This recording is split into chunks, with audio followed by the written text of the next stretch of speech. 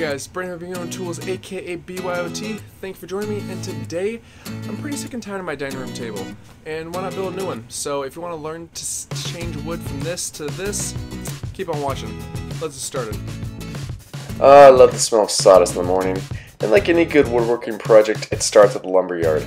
And we are purchasing Black American Walnut 6/4 S3S, and as you can see, it's quite expensive, but you know what, it looks fabulous and beautiful, and that's why we're using it. Now S3S stands for Surface 3 Sides. That means we get 3 finished edges, but we have 1 rough edge to cut. So let's measure. Now the slight issue you're going to have to deal with purchasing S3S is that it comes in different sizes. So you can go from 4.5 inches to 4 7/8 to 5 inches, and that tends to make things difficult. But that's where your table saw comes into play. Now you're going to be taking your thinnest measurement of each stick of wood and then measuring it to the blade itself. I actually purchased a feather board for the table saw because of the fact that this will actually allow you to have a third hand push the wood towards the blade or towards the side, so it pins it up against and makes a nice clean smooth edge guaranteed. You just need to make sure you have a little pressure on the end of the board so you know that you're cutting the wood perfectly straight. And trust me, you're going to want straight wood for this project. Once you're done cutting your first piece, you will proceed to your second piece doing the same exact steps, measuring it out and readjusting your table saw along with your feather board. Now, in all reality, I found the feather board extremely helpful in this project. It's always nice to have a third hand, and it allows you to have perfect pressure on the side of the board while pushing it through. Just make sure you don't have too much pressure because it'll tend to jam up on you if you do so. On a side note, I purchased a ultra fine 80 tooth blade, which allowed me to cut extremely clean lines, just FYI. Once you have all your boards cut, you come to the fun part where you're actually trying to figure out how the overall arrangement is going to be on your table and the overall look of the table itself at the end. Now I always put a layer of visqueen down first before I put my pipe clamps down, just so I don't get glue everywhere. And once you have boards up, now here's your material check. You gotta get pipe clamps. The pipe itself is 4 feet long because the table is gonna be 3 feet. Some hand clamps, you're gonna have to make sure you have plenty of these. And then some wood side blocking. I'm using wood flooring you had lying around, but if you don't have that, you can always use some type of wood that you have lying around and just cut it to size. I also have some wood bracing that I'll be applying, and I actually covered it with tape because wood glue tends to stick to most wood products. Yeah, good idea. Now you're first going to have all your boards up on edge, so it's going to be easier to apply the glue itself. I'm using a roller with Titebond 2, and Titebond 2 is a great wood glue. And in all reality, you can get a number of different types of wood glue, but this one's the one that I prefer. Just make sure you apply glue to both sides. You don't have to overdo on the glue, but making sure that both sides are fully covered with glue is key for this step. Now you're going to be taking your wood blocks and applying it between the wood table and the clamp itself. This will give you nice even pressure and will not damage the sides of the boards. You then take your wood bracing along with your wood hand clamps and tighten it down. Now just because the wood looks flat and straight doesn't mean that it is flat and straight. So you might see little variances when you're putting all this wood together, which is why you have this bracing there, so you have a nice flat surface in the end. What you really want to see when tightening these clamps is seeing the wood glue actually pour out of the seams. That way you know you have a good overall connection. And just make sure you have plenty of clamps because I needed every single one of these, and this is just half the table. Allow the glue to fully dry and then go ahead and start removing the clamps and move on to the next section. You don't have to wait 4 hours, but I did because I wanted to make sure it was fully dried. As I'm laying out the second section, I actually noticed that one of the boards had some character on top. Well, you know what? Go ahead and keep that because it's just going to add more character to your table overall. And that's what I want. I want my table to have character, not just be some boring old table. Right? Am I right? Yeah, I'm right. Now once the second section of your table is fully dried, go ahead and remove the clamps and proceed to actually installing both sections of the table together. Oh yeah. Again, same process. Wood glue, clamp it together, bing bang boom, you're done. Who says bing bang boom anymore? What the hell was that? I don't know. In any case, just make sure you're doing your due diligence with this clamping because it saves you in the long run. And another thing that saves you in the long run is clean up your glue. Make sure you clean it up before it dries because that will save you a lot of headache. And look at that, we have something that actually resembles a table. Yay! Next step, grab your circular saw and measure from your blade to the end of the guard plate. Then go ahead and transfer that measurement to the wood end of the table itself. Mark the line with a speed square, and then go ahead and take some type of level or other flat straight device, clamp it to the table, and then run your skill saw across. Now we have to do this step because the fact that all this S3S material comes in all different sizes, so you need to make sure and cut it to the same length so you have one fluid table. Yeah. Now once you start inspecting the table, you're going to find that there's going to be some type of ridge. You want them all to be nice, flat, perfect, just like this, but that's almost impossible. So here comes the hand planer. Now this tool has been around forever, and it's the first time I'm using it, so just FYI. There's a little blade on the bottom side of the actual tool, and there's an adjustment in the midsection and the top. This will allow you to level out certain areas if you have high spots. You don't want the bottom of your blade to be protruding out too far at the beginning because you want a nice smooth start and you never want to gouge your wood. Go ahead and use the adjustment on the midsection once you know that the blade is not catching properly, and then go across the same area. See if the actual blade starts catching. If it does, great, and continue. If not, then go ahead and proceed and adjust the blade even more until it does start catching. If you do have a larger wood shop in your area, they will most likely have a large planer that they could probably just plane this down for you and save you a whole lot of headache and time, so just be aware of that. And in the end, if you're doing this correctly, you should have a whole lot of wood shavings that look like this. Oh yes, that looks good. Next, go ahead and vacuum up the remaining particles you can actually vacuum up in the first place, and then proceed to sanding. Oh yeah. Now sanding is not my favorite portion of a project, but it is quite necessary, and you want to make sure you do your due diligence on this part because you want to make sure it's nice and smooth as a baby's butt, because I want this thing feeling and looking good. Now at a certain point you may come across some sections like this. Oh yeah.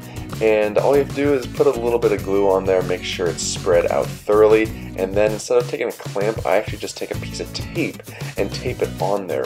That way it allows it to give it enough pressure to dry properly and easy to peel off and move on to the next portion of your project. Oh yeah. Now as you're sanding, just make sure that you are not digging into the grooves and corners just to make sure it's nice and smooth. You want to have a nice flat sander as you're going over this entire area, otherwise the end all product won't be as flat as you would like it, so just be aware. Now once you have the majority of your sanding done, you'll want to round over the edges. I'm going to be using my router and an 1/8 inch round over bit. This will round over the edges perfectly, and this provides a very professional look overall. You can easily just sand this off, but it doesn't leave quite as a professional look if you do just sand it. A router bit does make this work a lot easier. And also note that I know I didn't discuss all of the tools I use in this project at the beginning, but I will make a list down below in the description section. And after all that hard work of gluing, clamping, and all that fun stuff, I still have gappage. Yep. Go ahead and just take your vacuum and vacuum over those areas, then tape off said area on both sides, and then go ahead and grab your wood filler. I'm going to use a Wonder Fill by Rockler, which is a great product, but just make sure that you're getting the product that actually matches the wood. Nothing's going to match perfectly, but you can get close. I apply it by hand at first, and just remember that this stuff goes a long way, so you don't need much. I then take my rubber putty knife, or whatever the hell you call this, and go ahead and press it into the groove as much as possible, just to try and fill up that space. I then remove the tape and then wait for it to dry. After it dries, I go and just take my sander and sand off the excess, which is extremely easy and quick. Perfect. Now you can still see it, but once I actually apply some mineral spirits, it disappears and it looks beautiful. So just be aware of that. And also know that mineral spirits brings out the beauty in the wood, and that is quite beautiful, so I'm excited.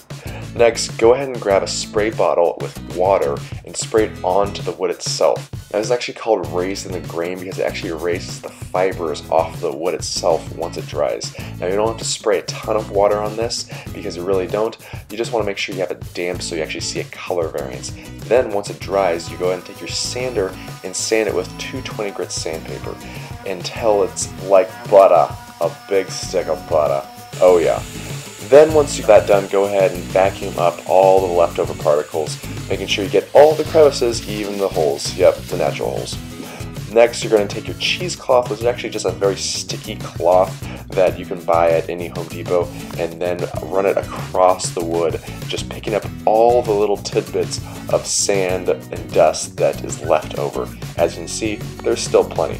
Then once you've taken up all the particles you can possibly grab with a cheese sponge, you then take your mineral spirits and a clean rag and actually start wiping it off. Now you will be surprised how much extra sand dust you'll be picking up, so you're welcome. Now for this project I will be using Armaseal's oil and urethane top coat satin finish. I will actually be pouring this into a mason jar first because I don't want to contaminate the rest of the jar if I'm not using the entire thing on this project. I'm using a foam brush to apply the finish. This allows me to soak up the finish perfectly and have nice fluid strokes all the way across. And in all reality, this is one of the best portions of this project because it really makes the grain pop once you apply that finish and shows you all the hard work that you did pays off. And remember the holes, because the holes need finish too. Yes, they do. I applied a lot of finish to this wood, especially because of the fact that this is the first coat and will soak it up. So after 5 minutes, I will take a clean rag and actually wipe off the excess of the finish because you don't want this much finish trying to soak into one at one time because it might damage the wood overall. So making sure that you wipe off the excess is very important, and especially don't wait too long because it will harden on you. Trust me, I had difficulties. After 24 hours, it was ready to sand. Now this is a buffing pad and it will actually pick up all the small particles that were left behind after it was dried. Now with the drying process, it tends to still raise the grain slightly, so you still want to try and knock down those little nidbits and particles that are left over. You want to make sure you get nice fluid strokes with the grain, not against the grain, and continuously go over the entire area until it becomes slightly hazy. If it doesn't get hazy, then you might not be doing it enough. The nice thing about this part of the project is that it goes quick, and thank goodness for that because nothing else went quick on this project. Next, go ahead and actually take a bit of mineral spirits and another clean rag and wipe off the remaining dust that is left over from the sanding buffing pad. Now you don't want to use a ton of mineral spirits at this point, but you want to make sure you get up all the loose debris that you just buffed out because you want to make sure that that doesn't then correlate and go back into the finish when you apply your second coat. Apply your second coat the exact way you applied your first, using nice clean even strokes all the way across. Man oh man, that finish does look good. And by the way, that finish, it is an oil and urethane mixture because of the fact that it will give you the overall beauty of an oil but the overall protection of a urethane, so you get the best of both worlds. Proceed with letting it rest for approximately 5 minutes, then come back and with a clean rag wipe up the excess. This is an important step, so please remember to do so. Now once the finish is dried after 24 hours, you come back and use your super fine buffing pad to buff out all the remaining small little marks. There's not much at this point. In all reality, you might think you don't need to do this step. In all reality, you probably don't, but I want this table to be absolutely perfect, so I'm doing so. Get used to it.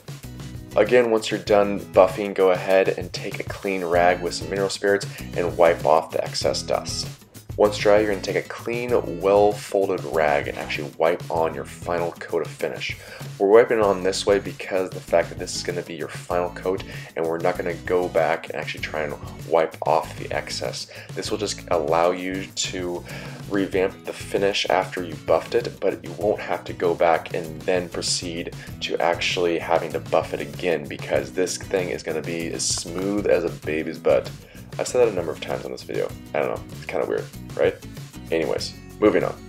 And in the end, all that hard work truly pays off because you have one beautiful, sexy beast of a dining room table. Oh yeah, and look at that character. Come on, who wouldn't want that? And there you have it, episode number 23 of BYOT done, good to go. That was a pretty large project just for a table, but you know what, it looks flippin' beautiful, and I cannot wait to put the table legs on the table next week in BYOT number 24, so stay tuned for that. Please like the video, please subscribe to this channel, and please let me know what you want me to do on the next video. I might do it. In any case, save your time, and catch you next time. Please let me know what you want me to do on my next video. I might do it. In any case, save your time. Next time. Really? Really?